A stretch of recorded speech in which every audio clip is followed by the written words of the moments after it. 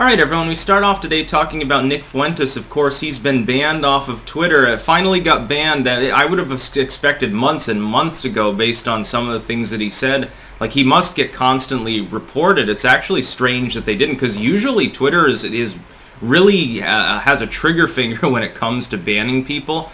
They've taken down some of my tweets before that were totally innocuous. And Jack Dorsey is clearly not a fan of the concept of free expression, although he continues to talk about it. And by the way, this is a total coincidence, but this is less than 24 hours after the ADL puts out their hit piece about Nick Fuentes. So ADL puts out the hit piece, a few hours later, Nick's no longer on Twitter. Totally coincidental. Absolutely. And by the way, it isn't because of a flagging rate or something. Because anyone that's a reader of the ADL already thinks Nick Fuentes is like, the next Goebbels or something. So they would have already been headhunting after him. This is clearly they contacted Twitter. And the ADL basically exists just to grift anyway.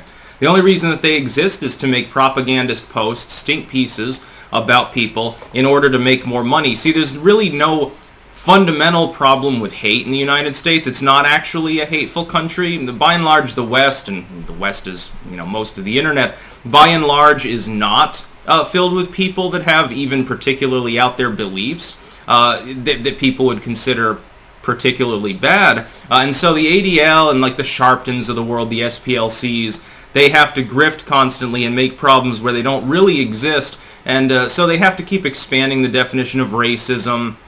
Any satire that's edgy, they've started going after comedy almost exclusively. They're constantly bitching about Crowder, for example. Now, first and foremost, links down below and a pinned comment if you're watching this on YouTube. Keep in mind, Big Tech constantly bans people. If you're not following me on one of those 4 sites, especially the 3 that are new tech, then you're not getting all of the videos that I make every day. Also, I'm on Twitter. I just shitpost there by and large at this point. I don't even bother sharing my videos out because nobody gets notified anyway. It's a great place to satirize like Beijing Biden and Bernie Sanders and stuff. I would think, and this is something I've said before, when you have a site like Twitter that platforms USGS alerts, weather alerts, government figures that are taxpayer funded and so forth, is it not a breach of equal protection under the law since you can communicate with interact with that content that, again, is in part taxpayer funded? When those are platformed by a supposedly private platform, is it not a violation of U.S. citizens' fundamental equal rights to get banned and not be able to participate with that material? The same would be true for a Facebook page, let's say the White House YouTube page or something. These are things, the people that are actually managing those accounts are taxpayer funded, in part or in whole. The services are taxpayer funded. Nick Fuentes, for example, is a proportion of the money that he has to pay in taxes when he does his streams or when he does a one-off video, when someone donates crypto to him or something, he pays taxes. A proportion of that goes towards paying public officials that now he can't interact with anymore. Have his constitutional rights not been violated, is what I would, not even beyond the First Amendment. Yeah, there's the right to free speech, the free press. Of course, blogging and vlogging is an activity of the press explicitly. But even beyond that, equal protection, which is something that the leftoids constantly ran about. They think it's a violation of equal protection to have a voter ID law. So keeping that in mind, their almost worshipful reverence for this, why is it that the same left not only ignores it completely with regards to this, despite the fact, again, that taxpayer money is involved with managing some of these handles and accounts and so forth, but literally encourages multi-billionaires like Jack Dorsey to pick and choose who can be part of the public square? It is the de facto public square, not just Twitter, but the big tech sites in general. What sites hasn't he been banned from at this point? I think he got banned off YouTube, if I remember correctly. I think. He does like D-Live and shit mostly. I think he got banned off Twitch, if I remember correctly. Although I don't really follow Twitch streaming and anything like that, so, he might still be there. Facebook, I'm pretty sure, but Zuckerberg's banned everyone who's not a boomer, so that's not even, it doesn't even matter anymore. We don't even need to talk about that. The only thing Zuckerberg owns that's of use anymore is Instagram, and Instagram's basically just people taking lewd photos of themselves but being too cheap to make an OnlyFans. Where hasn't he been banned from? In the modern public square that is essentially tech-related. How are his rights not being violated if he's not able to interact with taxpayer-funded content? Because once you're banned off Twitter, you're not supposed to make a new account. Now, people do. I wouldn't be surprised if he has a couple of burners anyway, registered under a different phone number and so forth, just for the purposes of shitposting or whatever. I wouldn't be surprised.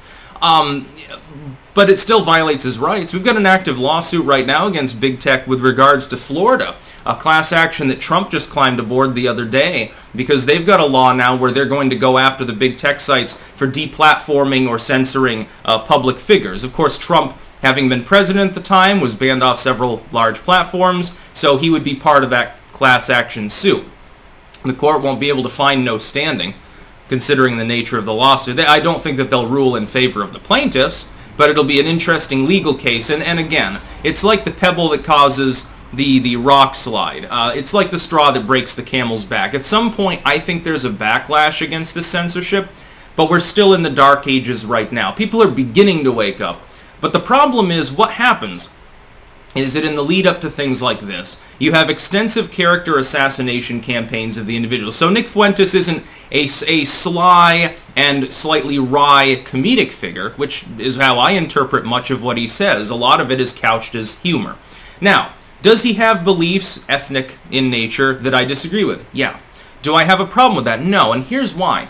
I don't think that Nick Fuentes making a Twitch stream or Nick Fuentes making a shitpost on Twitter is going to cause big societal problems. I honestly, genuinely don't believe that. The ADL and Twitter and these sites want me to believe that somebody like him or Richard Spencer or the Doctor of Common Sense, who got banned before Jones, if I remember correctly, based on some of his commentary, coming far out of the right wing, by the way, the actual extreme right wing of commentary, who's been completely disappeared off the internet mostly. I don't believe that any of that individual content is, for instance, capable of starting a civil war, starting a war in general. But could big tech do that? Yeah. Big tech could absolutely nudge public discourse in the direction of invading a country. Absolutely they could. Can the government do that? Yeah, they're the ones that explicitly would have to start the war regardless. These powerful entities worry me. Nick Fuentes does not worry me. There is no online commentator who is so all-encompassing that their particular discourse is likely to cause any significant problems in society. Even if if PewDiePie tomorrow, for example, he reaches, tens of millions of people a day. If he were to make a video, collate it out and say, you know what, I want you to kill your parents for me, PewDiePie, there'd probably be a couple of nuts that would do it, but by and large, society, the only thing that would change is people would think he flipped his lid.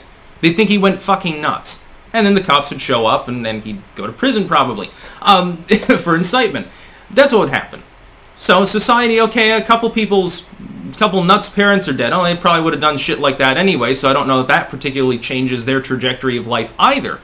But if Twitter says, hey, this third world country has blocked Twitter, we're going to start manipulating, we're going to fortify public discourse a little bit to make it look like there's strong sentiment, and we'll issue push polls too, strong sentiment in favor of crushing this country with drone strikes and doing some regime-changey things over there. Let's call the Clinton Foundation, get them set up to build houses, aka traffic children. Could that happen? Yeah, unfortunately it could. People would like to believe that that's hyperbolic, it's tinfoil hat. Well, billionaires would never conspire to overthrow a government. There was never a business plot. They would never do shady shit. So the same billionaires that we call sleazebags, greedmongers, terrible, horrible, the dregs of society would never collude together to affect public discourse in a way that could cause violence, in a way that could cause any form of problem.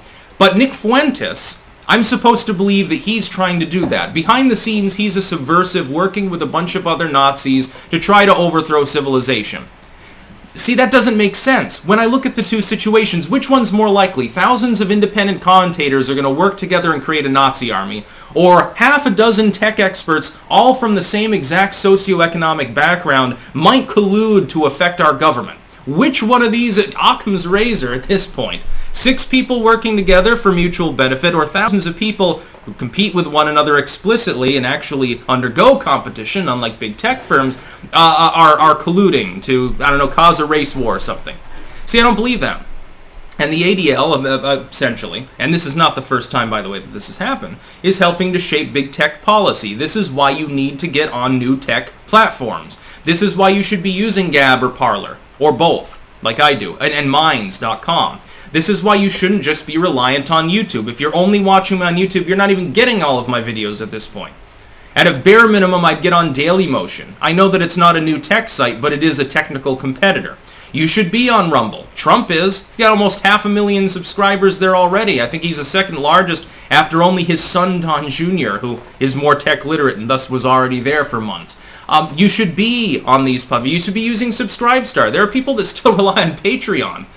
Believe it or not, there are people that's their living is getting donations on Patreon. Dude, Patreon's a dying site. They haven't even been in the news in years and years. Subscribestar, at least occasionally someone writes a hit piece about how they platformed the Nazis or whatever. Why aren't you on BitChute and Odyssey? They're great sites. They're growing. They platform a lot of content that you simply can't find anymore on the mainline web. But trust me, the cool kids are going to find out about all these sites and realize that all the edgy stuff is there, and that's where they're going to go. So what happened with millennials and sites like YouTube? YouTube developed in the middle of the 2000s. Well, initially it was all edgy shit. It was stuff your parents probably didn't want you seeing. You'll go where the edginess is. That's where, I mean, Nick's probably laughing right now. He's like, oh, I got banned off Twitter. I'm surprised I lasted so long. It's not going to affect his bottom line any. But the ADL will make some money. They'll bitch about this and moan and say, well, see, it took them so long. We need more censorship. Please write us a check so that we don't defame your site as platforming problematic people. It's just a mafia-style shakedown. That's about all. Peace out.